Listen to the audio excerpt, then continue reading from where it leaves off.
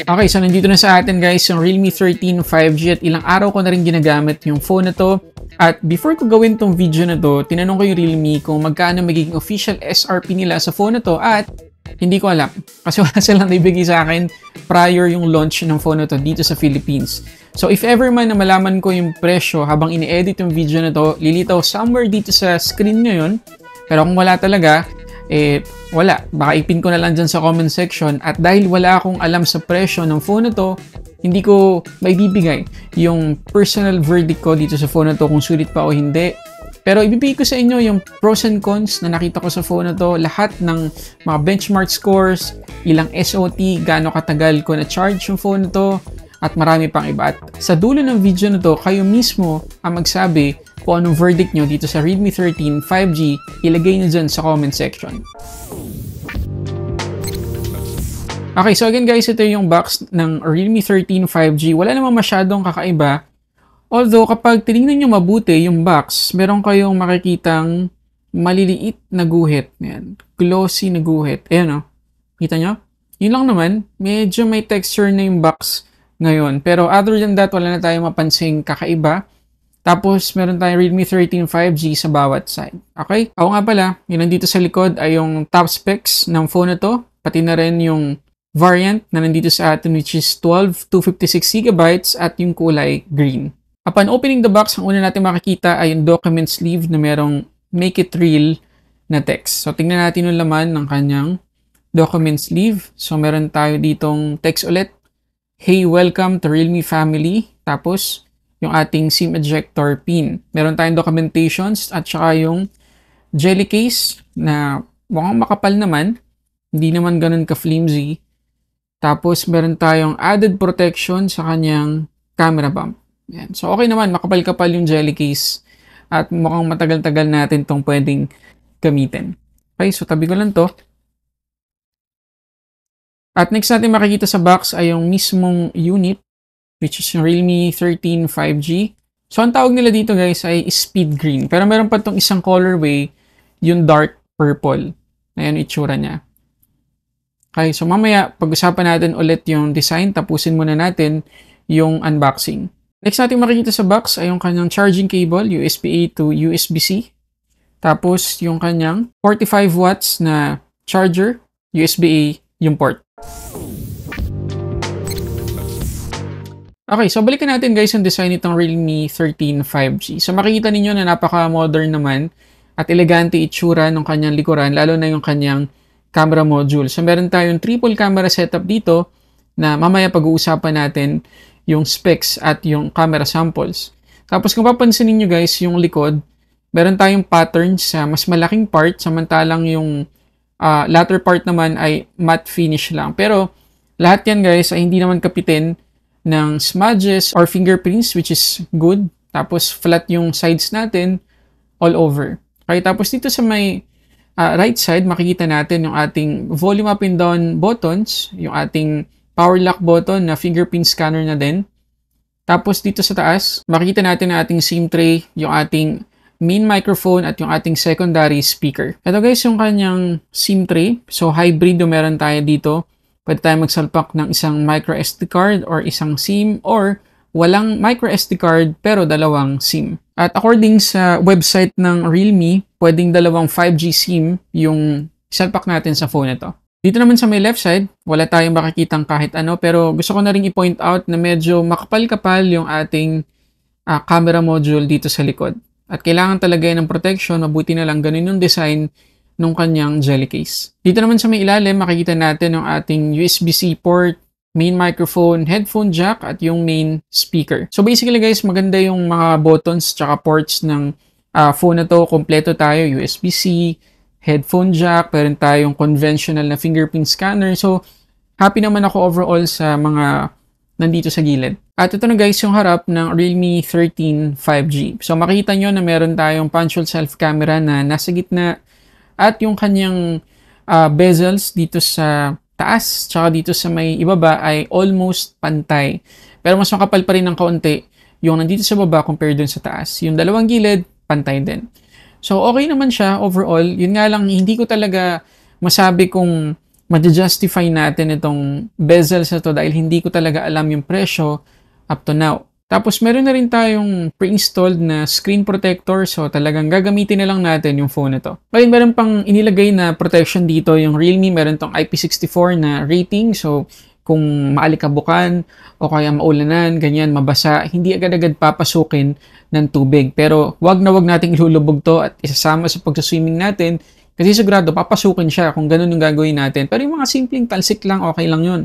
Tapos meron pa silang nilagay dito na Armor Shell Drop Proof Protection. So hindi daw ito basta-basta mababasag o masisira kapag nabagsak natin siya at certain na taas. Pero syempre, ingatan pa rin natin. Ngayon test natin yung kanyang fingerprint scanner. Sandampi. Okay, mabilis naman guys. At hindi naman complicated yung inilagay nilang animation sa pag-unlock dito sa phone na to. So, ayun, kita nyo, isang dampi lang. Basta maganda yung pagkaka-register natin, talagang ma-unlock naman agad-agad yung ating phone. Ngayon, kapag usapan natin guys, yung dual speakers, itong Realme 13 5G, malakas guys, at maganda yung separation ng left tsaka right kapag naka-landscape mode tayo. Plus, meron pa silang inilagay dito na audio boost. Pakita ko sa inyo. So, sabihin natin guys na naka 100% na tayo. Pindutin lang natin yung volume up. Ayan. Mabuboost na siya to 200%. At kahit na naka 200% yung volume ng phone na to, hindi ko napansin na meron distortion. So, maganda yung quality. At para dun sa mga nag-iisip kung okay ba yung haptics nito, hindi masyado guys. At hindi ko rin ma-judge kung okay ba yung haptics ito based sa presyo kasi hindi ko talaga alam. Pero, pagdating sa feels, entry level talaga. At isa pang good news sa phone na to, hindi lang to compatible sa 2.4 GHz Wi-Fi connection, compatible din sa 5 GHz Wi-Fi connection. Ngayon, pagdating naman guys sa display, meron tayong 6.72-inch IPS LCD Full HD Plus resolution, 120Hz yung max refresh rate, 392 yung kanyang PPI at 240Hz naman yung kanyang touch sampling rate. At according to Realme, ang color coverage ng phone na to ay 83% na NTSC. At para lang magkaroon kayo ng idea kung gaano yan ka-accurate, 75% lang ng NTSC ay equivalent na sa 100% na sRGB color coverage. So, sobra-sobra pa dun sa 100% sRGB color coverage yung makukuha natin sa kulay nitong Realme 13 5G. At in layman's term, para lang mas madali, maganda at accurate, vibrant yung kulay ng display nitong Realme 13 5G. At kahit IPS LCD to guys, ayun nga, vibrant yung kulay at masisiyan talaga tayo kapag nanood tayo dito ng mga contents like YouTube videos, kahit na 1440p pa, kaya niyang i-play.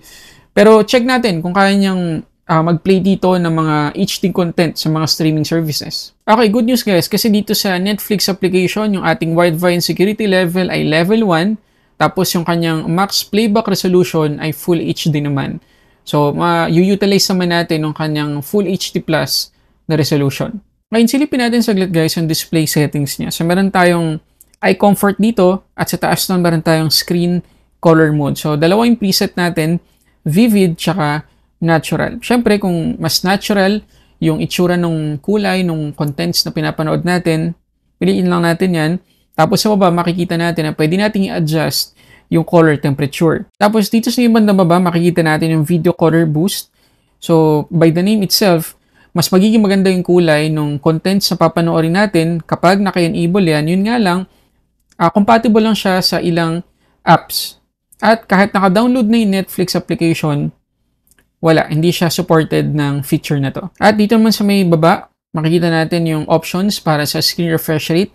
Meron tayong auto-select, 60Hz or standard, at pwede nating i-lock to 120Hz dito sa high. Ngayon, kapag tinignan natin guys, dito sa test UFO, yung kanyang screen refresh rate, pati na rin yung FPS na ma-generate niya, makikita ninyo, umaabot lang tayo ng 45Hz. Pero bago natin sabihin na glitch yan or error sa kanyang operating system or bug, ganyan po talaga yung behavior ng display nitong phone na to kapag hindi naman kinakailangan ng mataas sa refresh rate or kapag wala tayong ginagawa activity or hindi natin tinatouch yung display. Pero sa oras na i-touch natin yan, tingnan nyo yung mangyayari.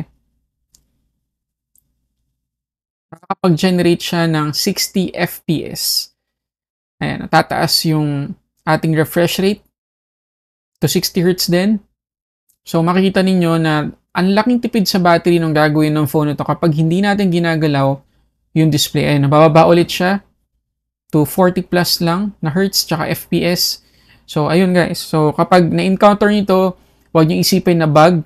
Magandang feature yan para makatipid tayo sa battery. Kasi nga kapag ginalaw natin, tataas naman ulit yung refresh rate. Ngayon pagdating naman guys sa performance, naka Realme UI 5.0 na tayo dito out of the box on top of Android 14. Dimensity 6300 yung ating chipset dito. Tapos 8GB na yung ating physical RAM. 256GB naman yung ating internal storage. Ngayon pagdating naman guys sa virtual RAM or RAM expansion, yun yung tawag ng Realme sa kanilang virtual RAM, up to 14GB yung pwede natin magamit sa kanyang storage. So in total, pwede tayong magkaroon ng up to 22GB of RAM. Pero mamaya ipapakita ko sa inyo yung epekto ng RAM expansion sa performance. Pag pumunta naman tayo guys sa kanyang battery settings, meron tayong pwedeng enable dito na GT mode. So sabi dyan, yan, kung mababasa natin, significantly improve the performance of mobile phones but at the same time, increases power consumption. So parang performance mode siya, talagang isasagad niya yung clock speed ng CPU tsaka GPU para ma-maximize talaga natin yung performance ng phone na to, lalo na kapag nag-games tayo. Ngayon, isa lang yung napansin ko guys dito sa Realme 13 5G na talagang agad-agad hindi ko nagustuhan at matagal na tong sakit ng mga Realme phones. Sa totoo lang. Pagkatapos natin i-setup yung phone, ito bubungad sa atin. Napakadaming pre-installed na apps. So try natin kung mabuburan naman natin yung iba dyan. Halimbawa itong pangit na game. Yes, pwede naman natin i-install. Isa pa, pwedeng i-uninstall. So, at least, diba? Pwede naman nating ma-remove sa phone natin. Yun nga lang, may additional pa tayong gagawing trabaho para, alam niyo yun, makatipid sa space or meron tayong makuhang free space sa kanyang storage after nating i-setup. So, sana, in the future, mabawasan ng Realme yung mga pre-installed apps na to para mas nakakatuwa namang makita yung phone after ng setup. Okay, so ngayon naman, ay puntahan natin yung ilang mga Antutu scores na nakuha ko dito sa Realme 13 5G at kayo na humusga kung swak ba siya sa presyo. So, ang ginawa ko guys na pag-test Antutu ay kapag naka-GT mode at naka-normal mode. So, dito muna tayo sa GT mode. Kapag naka-on yung kanyang dynamic RAM or extended RAM, 441,539 yung score na nakuha natin. Kapag naka-off naman yung virtual RAM, 445,214. Ngayon doon naman tayo sa normal mode lang na Antutu scores. Kapag naka-on yung virtual RAM, 445,979. Kapag naka-off naman, 451,121. So malinaw sa mga scores na to na ang pinakamagandang setting para sa phone na to ay kapag naka-off yung GT mode at naka-off din yung kanyang virtual RAM, 451,121. At kapag yun yung setting na ginamit natin dito sa Realme 13 5G, hindi lang magiging maganda yung performance, tipid pa sa battery. Ngayon, kiniklaim din ng Realme sa kanilang website na itong Realme 13 5G ay meron tinatawag na stainless steel vapor cooling system. At matitest natin yung improvement sa thermals ng phone na to kapag tinignan natin yung wildlife stress test. So, check natin. Okay, so makikita nyo dito sa result na yung kanyang battery percentage ay nabawasan ng 3%. Pagdating naman sa kanyang temperature, nadagdagan tayo ng 5 degrees. So, in total guys, para sa akin not bad. Not bad yung result na nakuha natin. Hindi naman masama yung final temperature na nakuha natin. At if ever na magumpisa tayo sa mas mababa pa dyan sa 29 degrees, eh talagang hindi magiging alarming yung heat naman sa generate natin. Okay, so dito muna tayo sa Asphalt 9 mag-test. So overall guys, okay naman. Okay yung performance niya. Wala tayong frame drops, walang lag. Hindi niya na-generate lahat ng graphics. So wala tayong motion blur dito. Medyo kanto-kanto sa ilang parts yung graphics. Pero again, overall, smooth siya.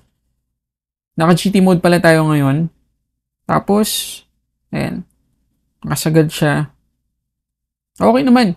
Kung casual gaming naman gagawin natin, walang problema. Pero pagdating sa graphics, wala tayong masyadong aasahan dito sa Realme 13 5G.